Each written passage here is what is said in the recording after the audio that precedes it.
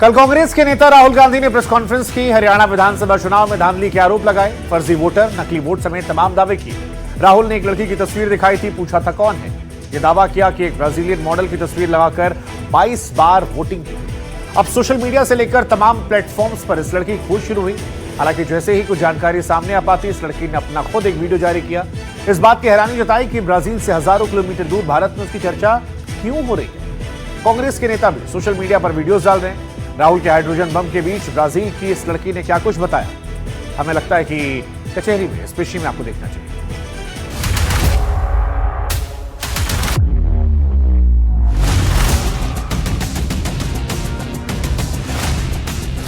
5 नवंबर को 1 घंटा 20 मिनट यानी करीब 80 मिनट तक राहुल गांधी ने एच फाइल्स को लेकर प्रेस कॉन्फ्रेंस की।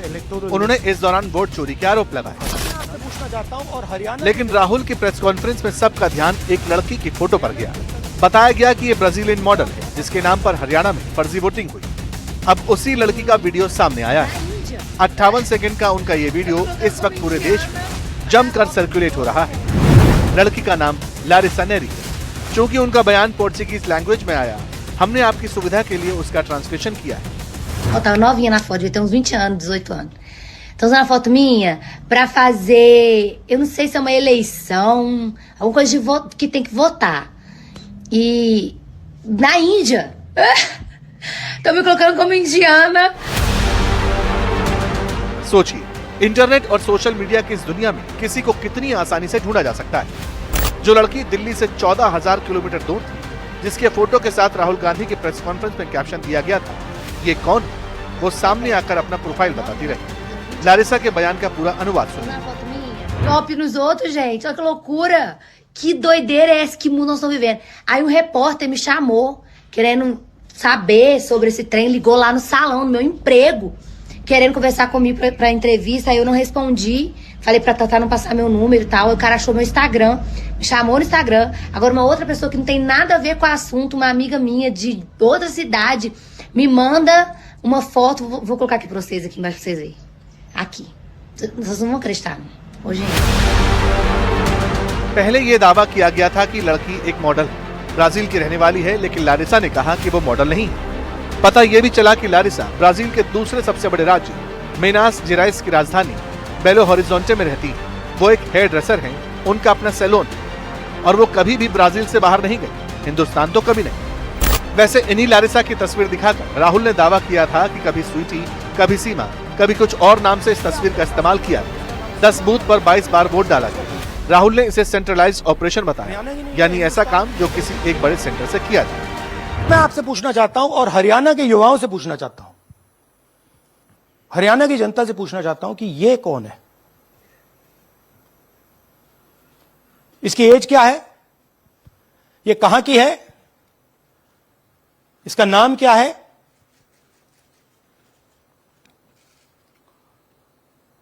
ये आपको बता सकता हूं, कभी इसका नाम सीमा, कभी स्वीटी, कभी सरस्वती।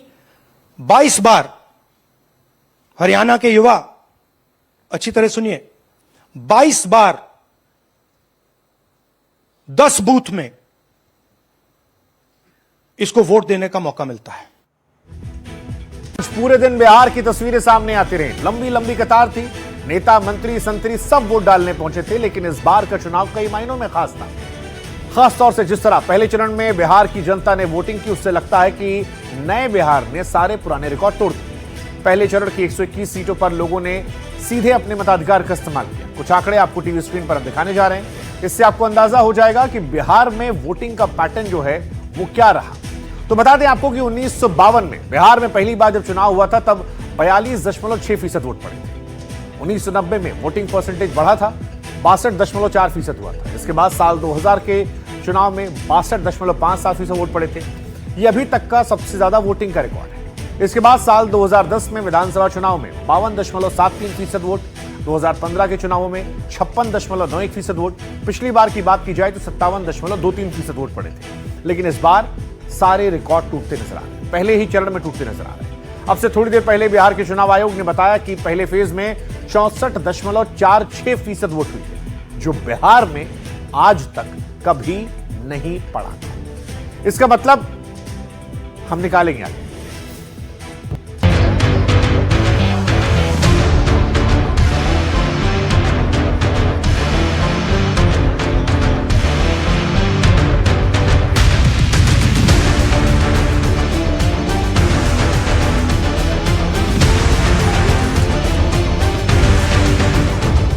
गजब का उत्साह, गजब का जोश। पोलिंग बूथ पर लंबी लंबी कतारें।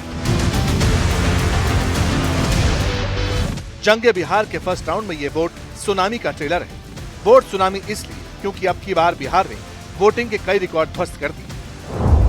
2020 के बिहार विधानसभा चुनाव में शाम 5 बजे तक इन सीटों पर 51.8% वोटिंग हुई थी, जबकि 2025 में शाम 5 बजे तक ही 60.1% मतदान हो चुका, यानी 8.3% की बढ़ोतरी। और फाइनल फिगर्स तो और बढ़ सकते हैं।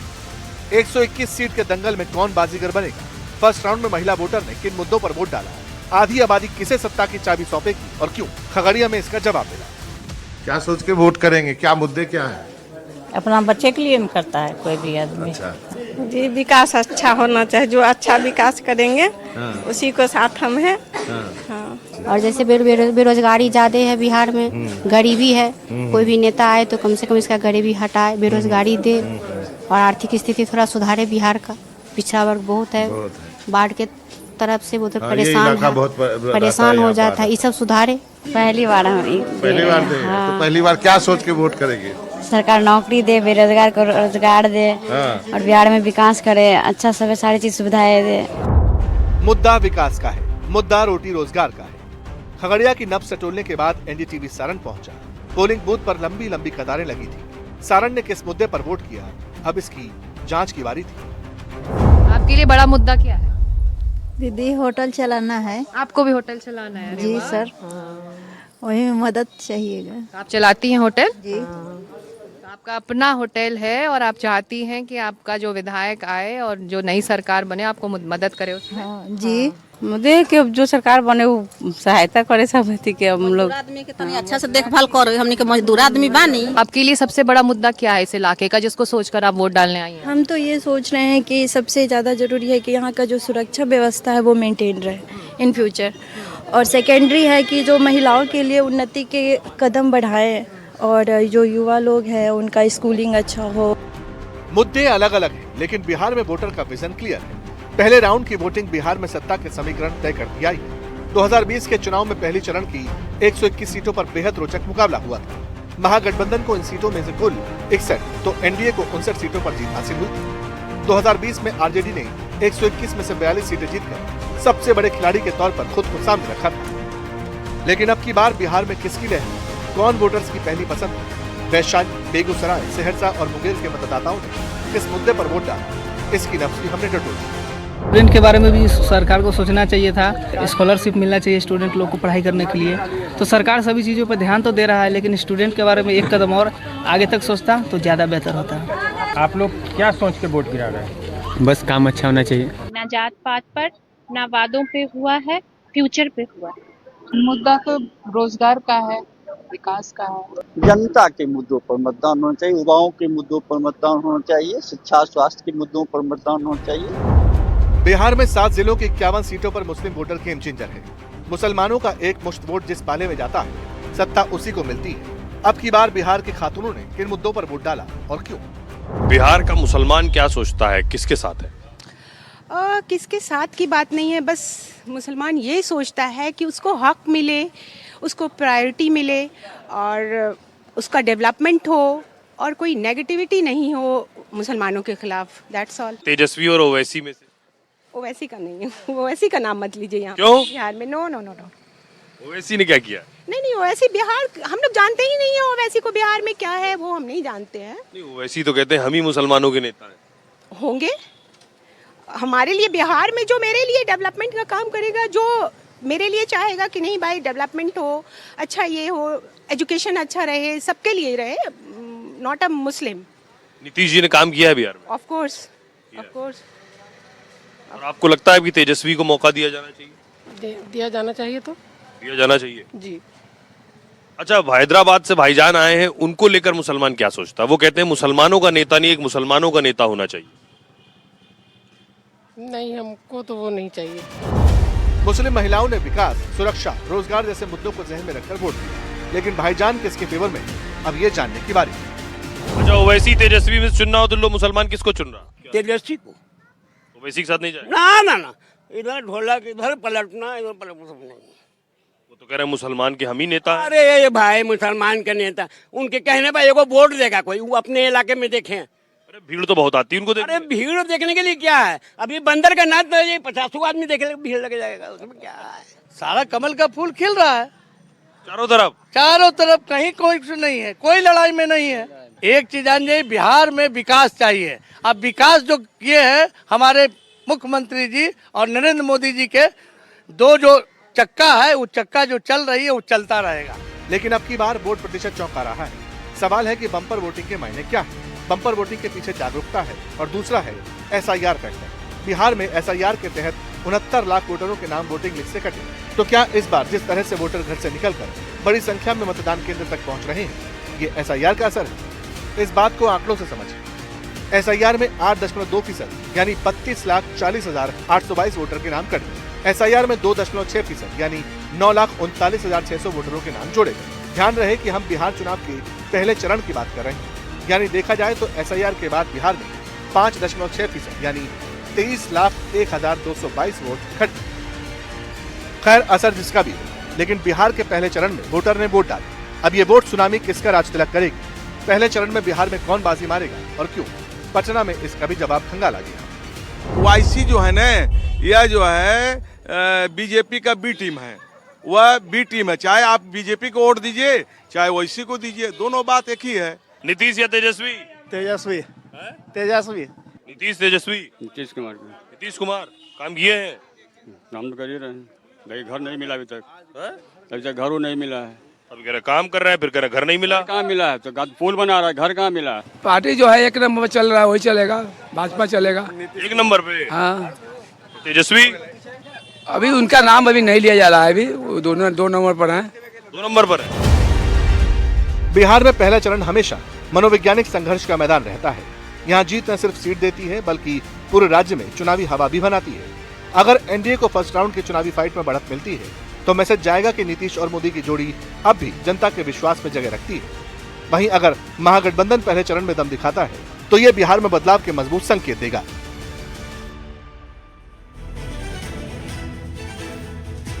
और जैसा हमने बताया, बिहार में टूटा वोटिंग का सारा रिकॉर्ड। बिहार में पहले दौर में 64.4% मतदान हुआ है।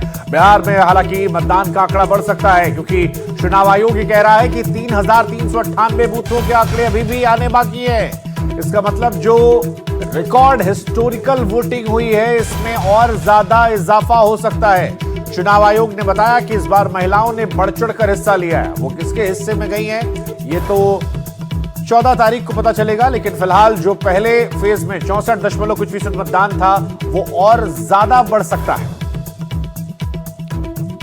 अभी तक जो हमारे पास जो 45,341 बूथ हैं, इसमें से चूँकि अभी भी कुछ जगह वोटिंग चल रही है और कुछ जगह हम लोग डाटा अपडेट कर रहे हैं प्रिजाइडिंग ऑफिसर्स, तो 41,943 कितने का डाटा अपडेट हुआ है, इसके अनुसार 64.46% अभी मतदान का आंकड़ा है। अब सवाल यह है कि बिहार में बदलाव के लिए वोटिंग हुई है या फिर नीतीश का अंडर करंट है? क्या 10,000 की सौगात ने बदल दिया बिहार? क्या मुख्यमंत्री महिला रोजगार योजना के तहत सितंबर और अक्टूबर में 1 करोड़ महिलाओं के खाते में 10,000 जो ट्रांसफर हुए, उसके बाद महिलाओं की बंपर वोटिंग है? या फिर यह बंपर वोटिंग कनेक्शन उस युवा से है जिसने तेजस्वी यादव ने ढेरों सपने दिखाए, जिसे तेजस्वी ने बताया कि भाई साहब हम ये भी देंगे, वो भी देंगे, वो भी देंगे, हर घर सरकारी नौकरी दी जाएगी। क्या हर घर नौकरी ने कहानी बदल दी है? बहरहाल जो कुछ भी हो, अभी चुनाव बाकी है, मगर पहले चरण के बाद सम्राट चौधरी ने सीटों की भविष्यवाणी की है, बंपर जीत की बात दोहराई है। पहले चरण के बाद जो हम लोगों को हमारे प्रतिनिधियों के द्वारा, हमारे उम्मीदवार के द्वारा जो के माध्यम से जो रिपोर्ट आई, 121 सीटों में से लगभग 121 सीटों में से लगभग 100 सीटों के आसपास एनडीए जीत रही है और ये 2010 के रिजल्ट को ब्रेक करने वाला रिजल्ट होगा। अब सम्राट चौधरी 100 सीटें जीतने की बात कह रहे हैं, लेकिन उनके साथ ही बिहार के दूसरे डिप्टी सीएम विजय सिन्हा ने क्या कुछ कहा, वो भी हम आपको सुनाते हैं। दरअसल विजय सिन्हा लखीसराय से बीजेपी कैंडिडेट हैं। अपने विधानसभा क्षेत्र में पोलिंग अरेंजमेंट देखने गए थे, लेकिन जैसे ही गांव पहुंचे लोगों ने हंगामा शुरू कर दिया। विजय सिन्हा ने आरोप लगाया कि उनकी गाड़ी पर हमला हुआ। यह तक कह दिया कि हमले के पीछे आरजेडी वालों का हाथ। इसके बाद मौके से अफसर को फोन लगाया, कहने लगे कि उनकी बात कोई सुनवाई नहीं करता, प्रशासन कुछ नहीं कर रहा। इसके बाद उनकी आरजेडी के एक नेता से कैमरे के सामने बहस हुई। कुल मिलाकर कहें तो पहले चरण में बवाल को लेकर बहुत सारी खबरें आईं। आरजेडी ने तो ईवीएम के जमाने में बूथ कैप्चरिंग के आरोप तक लगा दिए। पहले चरण के मतदान के बीच बवाल और दंगल की तस्वीरों पर हमें लगा कि एक कचहरी तो बनती है, जिसमें इस पेशी में हम आपको दिखाते समझाते हैं कि बवाल क्या क्या रहा आज पहले दिन।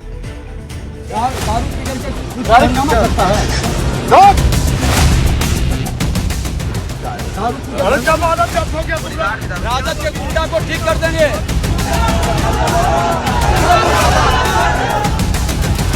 दारू पी के जाकर हंगामा क्यों करते हो? तुम हो क्या? तुम अपने आप को क्या बुझो? बनाओ पदाधिकारी को उसको चेक करवाओ। हाँ चेक कराओ। तुम बोल रहे कौन? चेक करवा तो इसको दारू पिए हुए हैं। रोको इसको। बिहार के चुनावी दंगल में ये तू मैं का नया एपिसोड है। दारू पी करके हंगामा करता है। दारू पी के बॉडीगार्ड भी दारू पी ले। अरे दारू पी के हंगामा के इसको चेक करवाओ। लखीसराय की सड़क पर ये लड़ाई किसी मामूली इंसान के बीच में नहीं। एक सूबे का डिप्टी सीएम है, दूसरे आरजेडी के एमएलसी। दारू पी के अभी भी दारू पिए हुए हैं। अभी मदियामा से लोग तुम सारे पार्टी कहाँ से इलाका में आ गए? दारू पी करके फिर नाक चढ़ा हुआ है। और नाक तो 14 तारीख को 14 तारीख को रिजल्ट में। लखीसराय चुनाव के बीच नेताओं के दंगल का अखाड़ा बन गया। डिप्टी सीएम विजय कुमार सिन्हा और आरजेडी एमएलसी अजय सिंह के बीच बूथ कैप्चरिंग को लेकर जंग छिड़ गई। पॉलिटिकल फाइट खुल्लम खुल्ला शेखपुरा रोड पर हुई। धमकी मत दो, तुम्हारे जैसा कितना गुंडा है। राजद के गुंडा को हम ठीक कर देंगे। राजद के गाड़ी नहीं सकता। दारू पी के गुंडा कर रहे हो। ये दारू पिए हुए गुंडे कर रहा राजद का एमएलसी है। ये राजद का एमएलसी गुंडे कर रहा है। आरजेडी ने शेखपुरा में बूथ पर कब्जे के इल्जाम लगाए। विजय सिन्हा भड़क गए, अजय सिंह के साथ बीच सड़क पर भिड़ गए। कुछ नहीं, तुम हो गया। अरे छोड़ो, हार गए। बखलाहट है, चुनाव हार गए। बखलाहट है, इसीलिए दारू पी के लोग दारू पी के लोग चुनाव हार गए। दारू पी के बूथ पर क्यों गए हंगामा करने? अरे तुम्हारा गुंडा कब्जा कर रहा था, जो लाखों रुपया सबसे बड़ा गुंडा तो तुम हो जो गुंडे करते हो जाके दारू पी के। कब्जा करना चाह रहा था, नहीं होने दिए। सड़क पर दोनों का काफिला रुका रहा। गुंडागर्द, दारूबाजी और दबंगई जैसे शब्दों की मिसाइल दोनों नेता एक दूसरे पर दागते रहे। ये सरकारी देख लीजिए कितना जबला लेकर चल रहा है। इनको राइट है। आप देख लीजिए कि कौन गुंडे कर रहा है। गाड़ी छेक के हमारा गाड़ी को रोका है। गुंडे करते दारू पी के। इनका जांच करवाइए। तुम कौन होता है? जांच होगा, आपका जांच होगा। जांच पर शासन करेगा रे। बंद करो, शराबबंदी है और दारू पी के गुंडे कर रहा बूथ पर जाकर के। बंद करो। देखिए गुंडे का, देखिए दारू पी के महक रहा, मुंह डक डक मुख महक रहा है। अरे लगाने दीजिए ने, इनका काम है दिन भर झूठे बोलना। डक डक मुख महक रहा है दारू पिए हुए। देखिए एक प्रवासी को भगाने का पूरा प्लान कर लिया और प्रवासी को भगा दिया। और आप बताइए, हम जिला का बेटा 50 साल से सेवा कर रहे हैं, हमको बदनाम करने का कोशिश किया। क्या रिपोर्ट आया है? देखिए क्या बोला यहाँ के लोग, क्या बोला यहाँ के लोग। बदकार लोग बोलिए जीरो बोलिए सब चैनल पर जीरो है। सर्टिफिकेट दिया ने तो हम तो खुद आए यहाँ जांच कराने। बिहार वोटिंग के बीच बवाल का दूसरा फ्रंट भी लखीसराय में ही खुला। बिहार के डिप्टी सीएम विजय सिन्हा खोरियारी गांव में जा रहे थे। सिन्हा का इल्जाम है कि कुछ लोगों ने कार को घेर लिया, चप्पलें फेंकी, पथराव किया और मुर्दाबाद के नारे लगाकर गांव में घुसने नहीं दिया।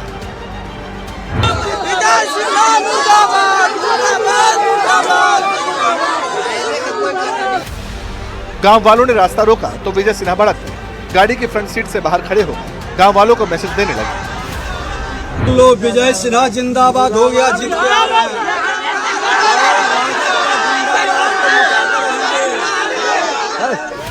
खूब हंगामा हुआ, नारेबाजी हुई। हंगामे के पीछे विजय सिन्हा ने आरजेडी का हाथ बता दिया। ये राजद का, जादव का गुंडा है, राजद समाज का। अच्छे जादव लोग को भी नहीं वोट देने दिया और राजद का गुंडा राज कायम करना चाहता है। इन गुंडों के छाती पर बुलडोजर चलेगा, खोल के विजय सिन्हा उसके छाती पर चलाएगा। नहीं वोट देने दिया मेरा पोलिंग एजेंट को, सुबह ही 6:30 बजे लौटा दिया। अति पिछड़ा और दलित समुदाय का हमारा पोलिंग एजेंट था और इसका गुंडा ही देखिए। सिन्हा का कहना है कि वोट नहीं डालने दिया जा रहा, वहीं पुलिस का कहना है कि बीजेपी के पोलिंग एजेंट खुद नहीं आए। डीएम का कहना है कि प्रशासन अपना काम कर रहा है। ऐसे रोकता तो फिर इतना लाइन लगे हुए नहीं रहते। और आज के समय में सभी जगह फोर्स भरा हुआ है, सभी सीआरपीएफ का जवान जो है हमारे हर एक बूथ पर है, तो इसमें ऐसा कुछ नहीं है। ऐसे हम लोग गांव ने अभी एरिया डोमिनेशन भी किया, फ्लैग मार्च भी किया। ऐसे कुछ चुनाव चल रहा है, चुनाव की जो मर्यादा है उसका ध्यान रखिए, ठीक ना। किसी कैंडिडेट को अपने क्षेत्र में जाने का पूरा अधिकार है। कैंडिडेट अपने क्षेत्र में है, जनता को अपनी बात रखने का अधिकार है। जनता अपनी बात रखती, प्रशासन अपना काम कर रहा है। घटना पर काफी बवाल मचा तो एनडीटीवी ने डिप्टी सीएम विजय सिन्हा और एसपी अजय कुमार से फोन पर बात की। हमारा पोलिंग एजेंट को सुबह 6:30 बजे जा रहा था, उसको लौटा दिया। उन्होंने हमको खबर किया कि गांव में आके दबंगई किया है। लौटाने के बाद हमने बात किया, फिर वो हमने एसपी को भी कहा। एसपी कही कि नहीं सब शांति आ गई है।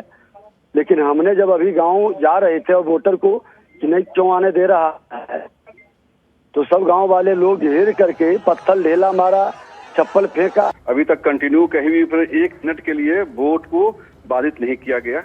सभी लोग वोट दिए, उनका विरोध किया गया था क्योंकि रोड गांव का जो है ना बहुत खराब स्थिति में थी।